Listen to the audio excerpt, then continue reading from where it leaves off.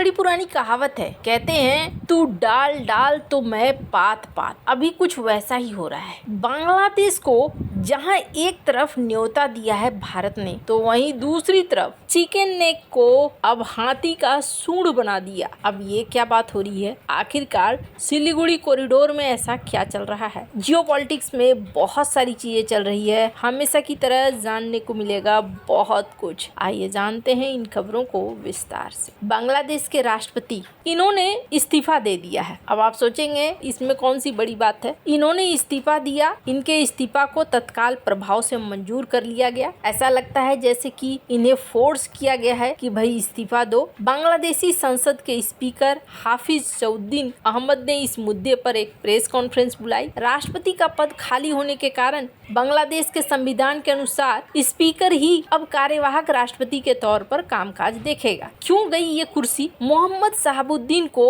पूर्व प्रधानमंत्री शेख हसीना का करीबी माना जाता है। उन्होंने हाल ही में शेख हसीना से बात भी की थी, जिसके बाद वो विरोधियों के निशाने पर थे। उन पर इस्तीफे का भारी दबाव था। ऐसे में माना जा रहा है कि सरकार के कहने पर उन्होंने अपने पद से इस्तीफा दे दिया है। मोहम्मद शहाबुद्दीन ने 24 अप्रैल 2023 को बांग्लादेश के राष्ट्रपति के रूप में शपथ ली थी। उन्हें सत्तारूढ़ अवामी लीग के उम्मीदवार के रूप में निर्विरोध चुना गया था। उनका 5 साल का कार्यकाल अप्रैल 2028 में खत्म होने वाला था, लेकिन उन्होंने पहले ही इस्तीफा दे दिया। बताया जा रहा है कि मोहम्मद शहाबुद्दीन ने स्वास्थ्य कारणों से इस्तीफा दिया है, लेकिन शेख हसीना का करीबी होना इसे माना जा रहा है एक बड़ा कारण। अब इसमें आपको लग रहा होगा कौन सी बड़ी बात हो गई, शेख हसीना से बात ही तो किया था। शेख हसीना ये एक बड़ा मुद्दा बनी हुई है। शेख हसीना की एंट्री एक बार फिर से बांग्लादेश की राजनीति में हो सकती है, और बांग्लादेश की राजनीति में अगर एक बार फिर से ये पहुंचती हैं तो खेल बहुत कुछ बदल जाएगा। लेकिन बांग्लादेश की तरफ से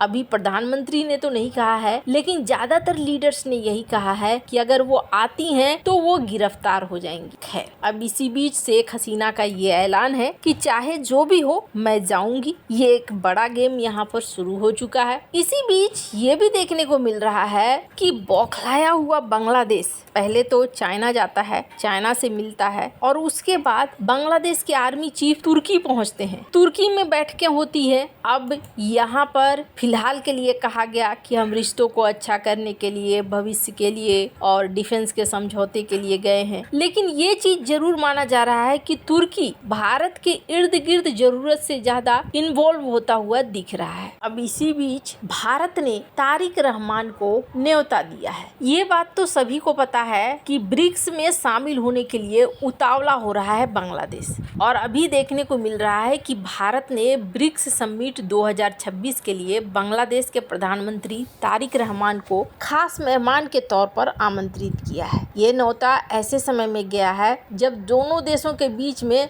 थोड़े तनाव है। नई दिल्ली में 12 से 13 सितंबर को होने वाली 18वीं ब्रिक्स समिट में ग्लोबल सहयोग, ट्रेड, सस्टेनेबल डेवलपमेंट जैसे मुद्दों पर चर्चा होनी है। आपको बता दें कि इस बैठक में भारत ने बांग्लादेश को सदस्य देश या ऑब्जर्वर के रूप में नहीं, बल्कि विशेष अतिथि के तौर पर शामिल होने का अवसर दिया है। बांग्लादेश के विदेश राज्य मंत्री ने इसकी भी पुष्टि भी की कि भारत की ओर से मिले निमंत्रण को प्रधानमंत्री के ऑफिस में भेज दिया गया है। उन्होंने बताया कि विदेश मंत्रालय को आधिकारिक रूप से ये जानकारी मिल चुकी है। ब्रिक्स में अभी 11 देश हैं: ब्राजील, रूस, भारत, चीन, दक्षिण अफ्रीका, मिस्र, इथोपिया, ईरान, सऊदी अरब, यूएई और इंडोनेशिया। हालांकि बांग्लादेश इस ग्रुप का सदस्य नहीं है, फिर भी भारत ने उसे विशेष अतिथि के रूप में बुलाया है। माना जा रहा है कि भारत इस कदम के जरिए दक्षिण एशिया में सहयोग और आपसी भरोसा बढ़ाना चाहता है। ब्रिक्स 2026 की अध्यक्षता कर रहा है भारत, और भारत का मुख्य फोकस मजबूती, नवाचार, सहयोग और स्थिर विकास पर है। ये बात भी साफ हो रही है। ऐसे में पड़ोसी देशों के साथ बेहतर संबंध बनाना इसकी प्राथमिकताओं में से एक है। भारत फिलहाल चाहता है कि दोनों देशों के बीच में संबंध अच्छा हो जाए, और इसकी वजह से इंडियन वीजा एप्लीकेशन सेंटर में देखने को भी मिला कि कुछ छूट भी दी जा रही है, ताकि फिर से सामान्य यात्रा वीजा को स्वीकार किया जाए। अब बहुत सारे लोग सोचेंगे कि भारत शायद ऐसा डर के कर रहा है क्योंकि चिकन नेक कॉरिडोर पर बात आ रही है।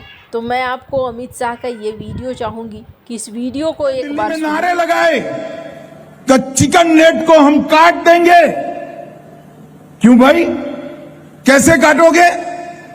ये कोई पिताजी का भूमि है क्या? ये भारत का भूमि है, कोई इसको हाथ नहीं लगा पाएगा। दिल्ली की पुलिस ने उनको जेल की सलाखों के पीछे डाल दिया। इंडी अलायंस वाले उनको छुड़वाने के पीछे पड़े।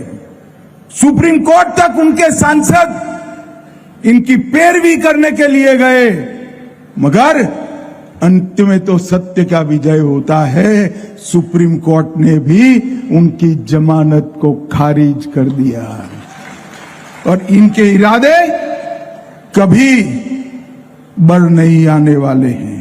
अब यहाँ पर असल में क्या हो रहा है, भारत बांग्लादेश के साथ बहुत खराब संबंध बनाना भी नहीं चाहता है। भारत चाहता है कि संबंध अच्छा रहे और ऐसे में भारत बांग्लादेश के साथ लगभग हर रिश्तों को बनाए रखना चाहता है। पर बांग्लादेश के साथ ऐसा है कि बांग्लादेश अगर सिलीगुड़ी कॉरिडोर या चिकन नेक के बारे में कुछ सोच रहा है तो उसको भारत ने पूरी तरीके से बदल दिया है। बंगाल जीतने के बाद ये काम और भी ज्यादा आसान हो गया है। दरअसल इस वक्त कहा जा रहा है कि अब सिलीगुड़ी कॉरिडोर चिकन नेक नहीं रह गया है बल्कि हाथी का सूंड बन गया है। क्यों? सेना का कहना है हाथी का सूंड सिर्फ मजबूत ही नहीं होता है बल्कि बेहद लचीली और फुर्तीली भी होती है। वो जरूरत पड़ने पर बहुत सटीक तरीके से काम कर सकती है और पूरी ताकत भी दिखा सकती है। इसी सोच के आधार पर अब सिलीगुड़ी कॉरिडोर को देखा जा रहा है। ये अब एक सिर्फ सकरा रास्ता नहीं रह गया है बल्कि यहाँ अस्थायी सैन्य ठिकाने,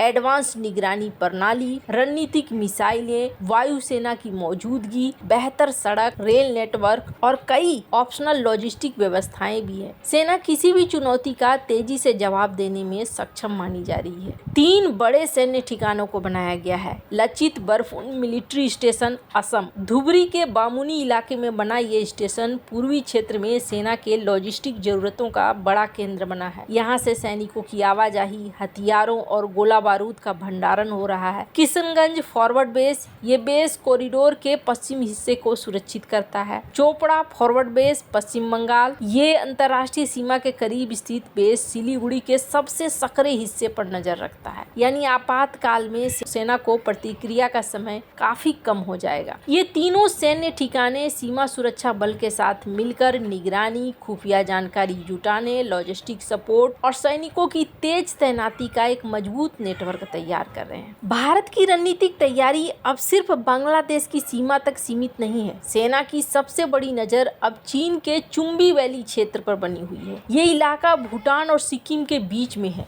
और सिलीगुड़ी कॉरिडोर के काफी करीब होने के कारण हमेशा से रणनीतिक रूप से बेहद अहम माना जाता है। इस क्षेत्र में भारत ने आधुनिक हथियारों से अपने पूरे कमांड को मजबूत किया है।